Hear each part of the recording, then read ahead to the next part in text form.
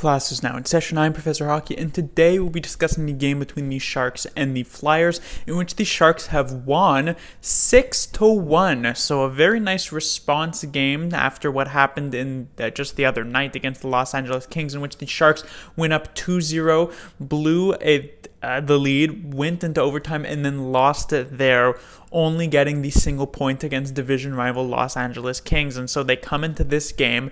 It's a bit precarious here, as you did get a point out of the game, but it definitely didn't go your way. So you were looking for a good response, and the Sharks come up with that. They get a goal from Ferraro, his first career goal, to make it 1-0 San Jose, then the first career goal from Shellman to make it 2-0 San Jose, before Meier, a player who was benched each time in the past couple of games, who gets his goal to make it 3-0. It would be Provorov early in the third period who would at least make it somewhat interesting, and for those of us who have been watching the Sharks, who have managed to stick with them here in this month of December, many of us were quite nervous considering how the third periods have gone this season, but the Sharks immediately respond with Meier's second of the game, and will eventually add Meier's third for the hat-trick, as well as Marleau's late third period goal to get this massive win. And the only other win this month for the Sharks was that game against the Canucks, and while that was an okay win, when you take a look at it, it's a 4-2 victory. 2 of those 4 goals were empty netters. Not really the most convincing, not necessarily the most confidence-giving game. It was sort of just a win that happened.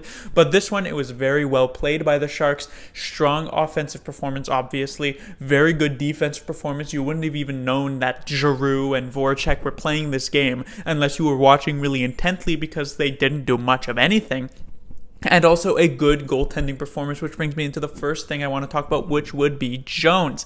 It was even a wonder whether or not Jones would get the start here tonight, after, Dell has been pretty solid in his past couple of starts, but after maybe this misplay he made in that overtime, it seemed like the pretty easy choice to go with Martin Jones here in the second half of a back-to-back, and Jones shows up pretty big. He didn't really have to do much for the first half of this game, was maybe less than 10 shots on net by the Flyers, none particularly dangerous, but he made a couple of good saves late on the late power plays in the second period against the Flyers. He also made a few very nice saves in the first half or so of the third period to really keep that Sharks 3-goal lead alive. Eventually, the Sharks would be able to turn the tides in the third period, take back control, get the 5-1 goal, but it was Martin Jones who made a few nice saves, so definitely he should be the one getting the start after this performance in the following game.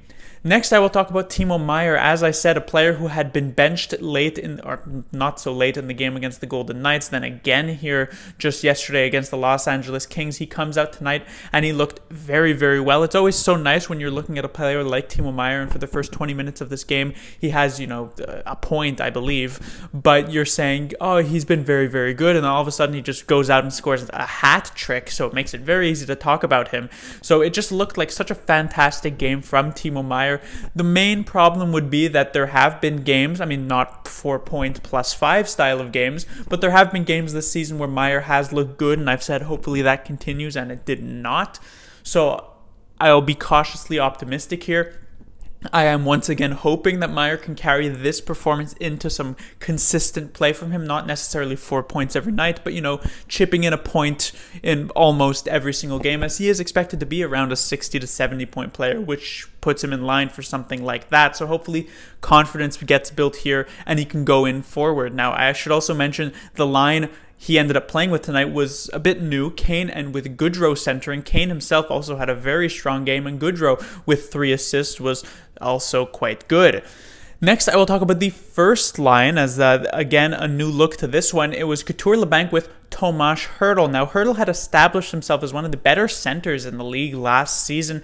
It seemed as though the Sharks would run with the 1-2 punch of Couture and Hertl for the foreseeable future, but we finally see these two players put onto the same line. I think this is like the first time in a very long time, at least to start a game, if I'm not mistaken, and they looked extremely strong. Obviously, Meier's line got 4 or 5 goals in tonight's game, but I think it shouldn't be underestimated how strong this line looked, and was right up there with the Meier line for best line of the game. They got a ton of great chances, and while they didn't actually get any offense, on the board, nothing on the scoreboard, there were some great habits that you would think moving forward would allow them to get onto the scoreboard. So just great games from Hurdle, great games from Couture, and a great game for Labanc, who has also been struggling as of late.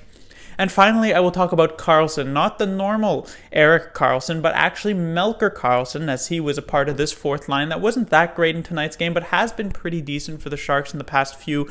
But what the most important thing is here is that while the Sharks were killing a penalty, Melker Karlsson ends up taking a shot to the back of the head, and he ends up leaving the ice, doesn't end up returning in this game, and this could be a pretty dangerous situation for Melker Karlsson. The Sharks will miss him. He's been pretty decent on the fourth line this season, but most importantly, he's been a very good penalty killer on the Sharks' league best penalty kill, even if the one goal they gave up tonight was on the power play. And so it's not going to be the easiest thing to replace.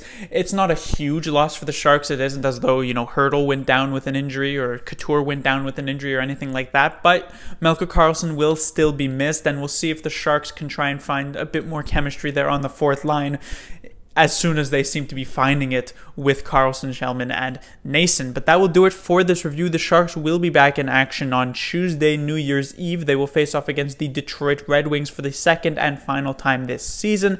The Red Wings are one of the very, very few teams in the league at the moment who seem to be worse statistically than the San Jose Sharks. The Red Wings bringing up last place in the entire league. Now, the first game against the Red Wings this season wasn't easy, certainly, as it ended up going into shootout, but the Sharks did still get the victory.